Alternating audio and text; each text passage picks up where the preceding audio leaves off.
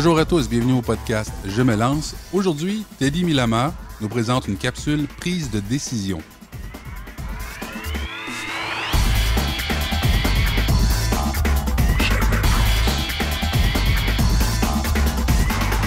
Ici Teddy Milama, bienvenue à notre podcast Je me lance. Je suis ravi de vous avoir aujourd'hui comme d'habitude.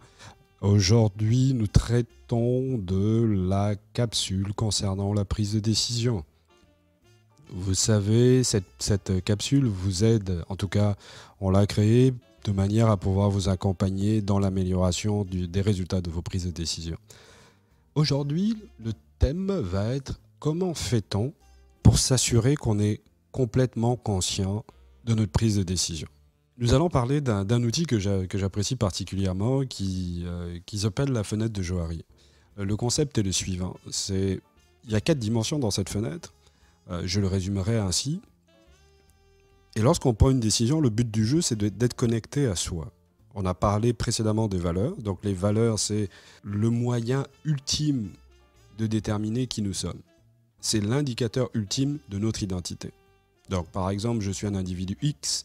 Mes valeurs fondamentales, ça va être la justice, l'amour, l'argent.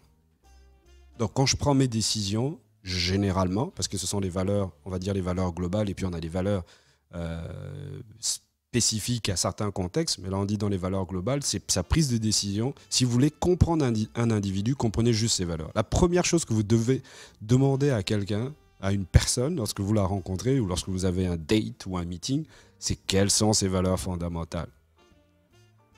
Et une fois qu'elle vous donne ses valeurs fondamentales, il faut simplement mettre à l'épreuve ces valeurs fondamentales dans ses normes d'action.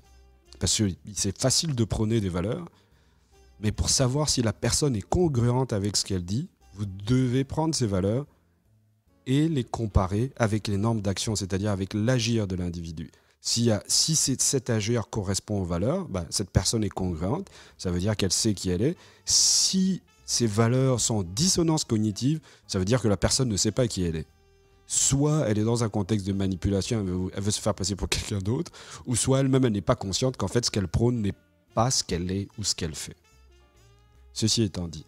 Donc quelle est une manière de pouvoir justement s'assurer qu'on est le plus en congruence possible avec ce que l'on pense que l'on est, c'est d'utiliser par exemple la fenêtre de Johari avec ces 4 dimensions qu'on pourrait résumer de la manière suivante. Une première dimension qui est ce que je connais de moi, c'est-à-dire je suis l'agent, ce que je connais de moi que les autres connaissent aussi. Donc c'est toujours un rapport entre l'intrapersonnel et l'interpersonnel. Et quand on parle d'interpersonnel, on va parler des gens qui nous sont proches, qui nous connaissent vraiment. Donc ce que je connais de moi, la première fenêtre, par exemple, ce que je connais de moi que les autres connaissent de moi. La deuxième fenêtre serait par exemple ce que je connais de moi que les autres ne connaissent pas de moi. Donc, c'est-à-dire, je connais quelque chose de moi, les autres ne connaissent pas. Donc, j'ai mon jardin secret. La troisième fenêtre serait ce que les autres connaissent de moi que je ne connais pas de moi. Ça peut nous arriver dans certains contextes, on n'est pas conscient de ce qu'on projette ou de notre communication verbale ou non verbale, et les autres auront, eux, pourront donner un sens à cela et nous diront, par exemple, « Ah, mais tu es comme ça ». Ou tu as fait ceci, tu as fait cela. Et souvent, on peut tomber des nues. Oui, mais je ne suis pas comme ça. Oui, tu l'es. Parce que dans tel cas de figure, on t'a vu agir de telle ou telle manière.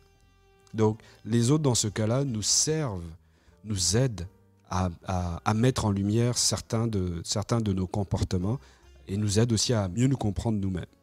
La famille, par exemple, nous aide particulièrement là-dessus ou des amis très proches. La dernière fenêtre, par déduction, ça va être simplement ce que je ne connais pas de moi que les autres ne connaissent pas. Ça, c'est la phase inconsciente. C'est la phase la plus... Comment dirais-je ? C'est vraiment la phase du siège de l'inconscience. C'est-à-dire qu'on sait pas on n'a pas conscience de cette partie de nous, les autres ne l'ont pas. Cette phase inconsciente, c'est celle qu'on va souvent retrouver dans les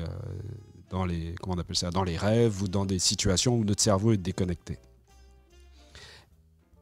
Et pourquoi ceci est intéressant ? Pour la simple et bonne raison, c'est que lorsqu'on travaille sur soi, le but du jeu, c'est d'arriver à un état d'éveil qui nous permette d'être, entre guillemets, suffisamment conscient pour que lorsqu'on prend une décision, on soit en harmonie avec cette décision.